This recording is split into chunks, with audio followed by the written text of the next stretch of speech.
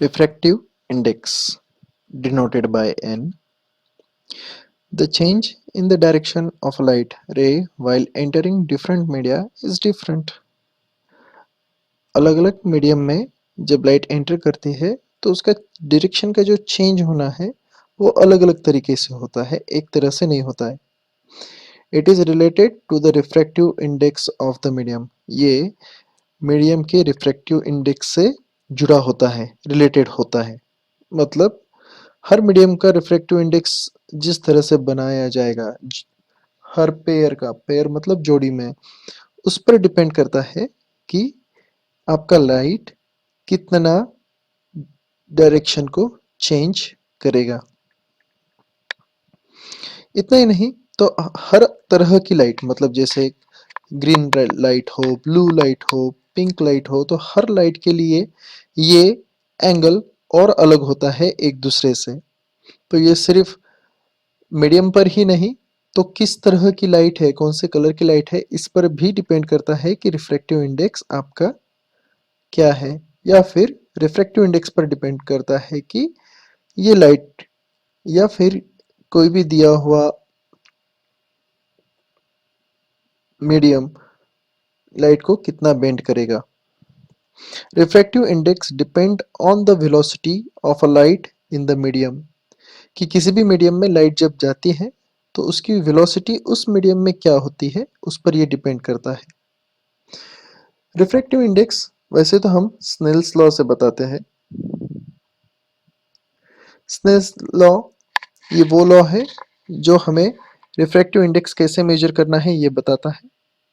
हमने अभी अभी लॉ ऑफ रिफ्रैक्शन में सेकंड लॉ में देखा है कि sine i upon sine r हमेशा कांस्टेंट होता है.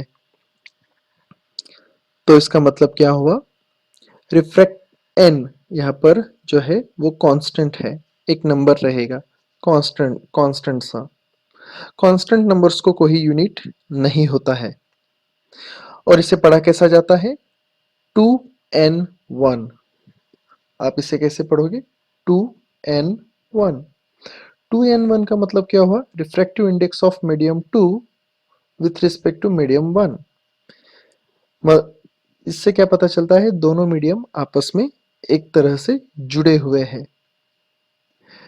और वो मेजर किया जा सकता है sine i upon sine r से, i upon r, sine i upon sine r से, which is equals to v1 upon v2 also. अब यहाँ पर v1 क्या हुआ, तो v1 का मतलब होता है velocity of light in a medium 1. हमारे पास में दो मीडियम हमेशा होते हैं, दो ट्रांसपेरेंट मीडियम अलग अलग, जैसे ग्लास और हवा, पानी या पानी और हवा. तो अगर आप दो ले लोगे और अगर लाइट अगर हवा से आती है तो उसे हम मीडियम 1 कहते हैं, और अगर पानी में जाती है तो हम उसे मीडियम 2 कहते हैं. तो हवा में उसकी कितनी वेलोसिटी थी और पानी में उसकी वेलोसिटी कितनी है, इसमें का जो फर्क है वह हम यहाँ पर लिखेंगे v1 अपॉन v2, और उससे आपको आंसर पता चल जाएगा. तो अब हम इन्हें आपस में कंपेयर करते हैं और समझ के लेते हैं कि ये कैसे काम करता है.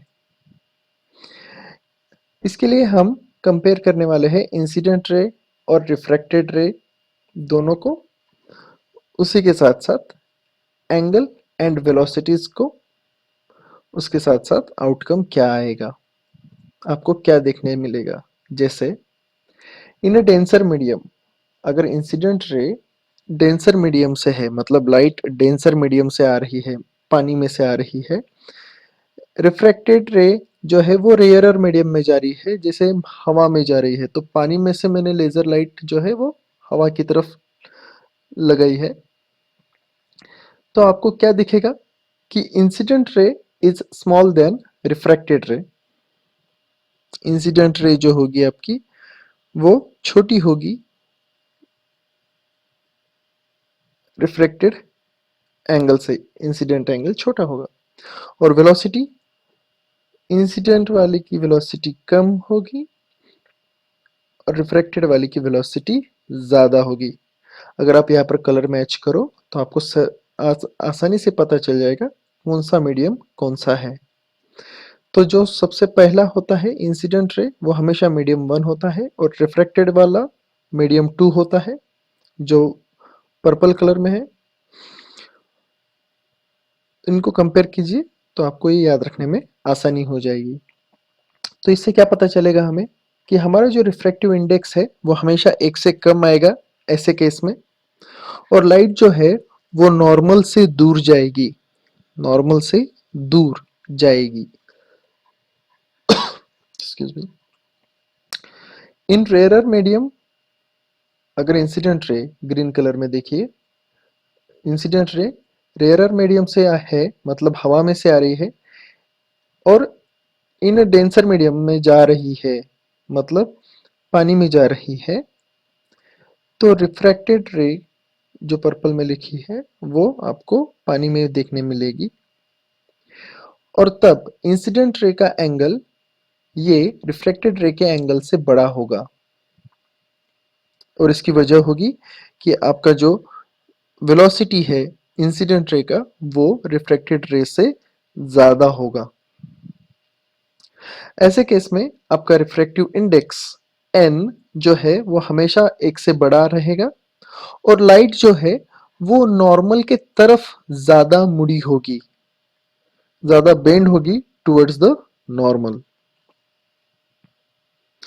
अब क्या हो अगर इंसिडेंट रे मीडियम 1 में है, मगर एंगल उसका 0 डिग्री है, मतलब वो नॉर्मल से आ रही है।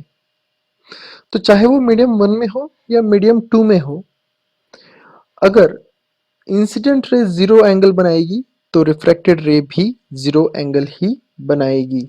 इसका मतलब दोनों भी रेज एक जैसा एंगल बनाएंगे अगर ये नॉर्मल से जाती है। तो इसका मतलब ऐसे केस में आपको लाइट कभी भी अपनी दिशा, अपना डायरेक्शन चेंज करते हुए नजर नहीं आएगा। तो ये 3 अलग अलग आउटकम्स आप याद रखिए। इससे आपको पता चलेगा कि लाइट की दिशा में अगर बदलाव आता है, लाइट के डायरेक्शन में अगर बदलाव आता है तो वो किस तरफ मुड़ेगी, वो नॉर्मल की तरफ रहेगी या नॉर्मल से दूर जाएगी, या कहीं भी नहीं सीधी जाएगी।